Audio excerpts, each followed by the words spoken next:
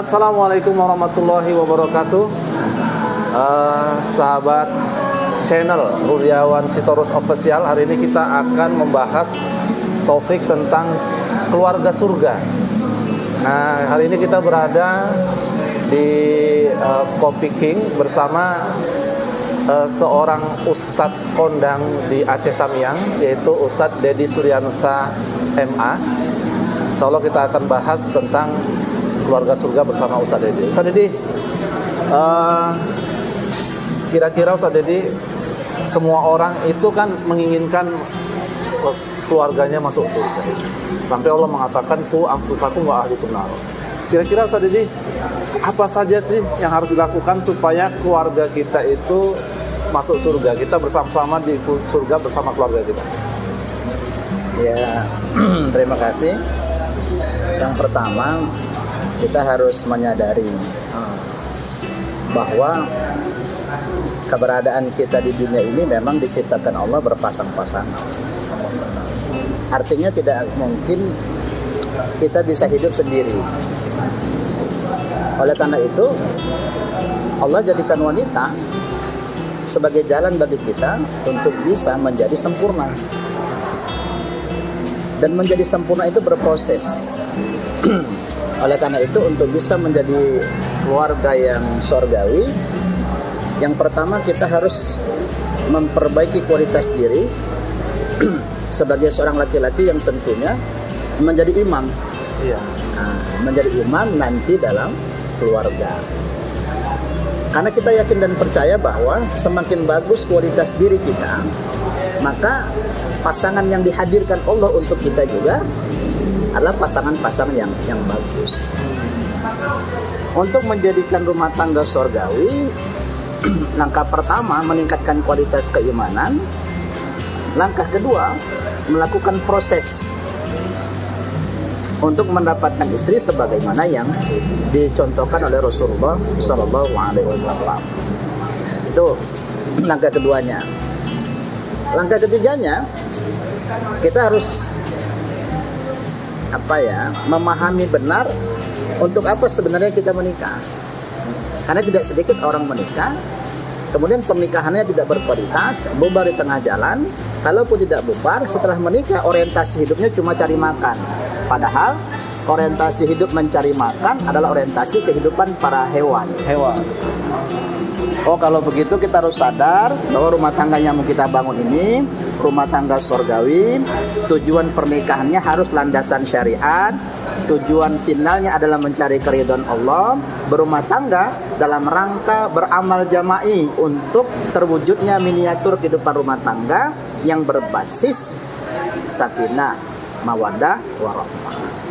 Itu kalau misalnya kita merancang dari awal nih Ustadz Deddy. Ya. Tapi ada orang yang ketika menikah baru dia sadari ternyata pasangannya itu tidak seperti yang dia harapkan. Ternyata pasangannya tidak bisa membawa dia ke surga atau tidak bisa diajak beramal jama'i. Apa yang harus dilakukan Ustadz Deddy? Kondisi seperti ini. Yang pertama, biasanya orang-orang yang beriman dan beramal soleh itu akan dihadirkan Allah juga pasangan-pasangnya beriman. Jika dalam perjalanan ternyata kita sudah mempersiapkan diri nih menjadi pribadi yang baik, pribadi yang bertakwa, bahkan kita sudah mempersiapkan bekal ilmu pengetahuan untuk bisa jadi pemimpin terbaik dalam rumah tangga yang menjaga istri dan anak-anak dari api neraka sebagaimana yang Ustaz sampaikan tadi misalnya. Tapi dalam pertengahan jalan ternyata istri atau pasangan yang kita harapkan tidak berjalan sebagaimana idealnya. Apa sikap yang harus kita lakukan? Yang pertama, ini peluang berdakwah. Ya kan? Jadi tidak serta-merta kita merasa rumah tangga kita gagal, tapi ini peluang bahkan bagi kita untuk lebih menguatkan pesan Allah, ku anfusakum wa ahlikum nar. Ini kan pesan untuk kita sebagai kepala keluarga untuk menyelamatkan istri dan anak kita, keluarga kita dari api neraka. Ini peluang dakwah. Persoalannya, apakah rumah tangga kita sekarang dibangun atas dasar keimanan dalam konteks semangat membangun kehidupan rumah tangga yang berbasis dakwah, mendidik istri dan anak-anak juga untuk tujuan berdakwah atau tidak. Jadi kalau sudah terlanjur seperti itu, maka ini menjadi ladang amal ya. Ladang amal. Ladang jihad, ladang amal untuk sama-sama bersabar membangun rumah tangga yang sakinah, mawaddah, warahmah.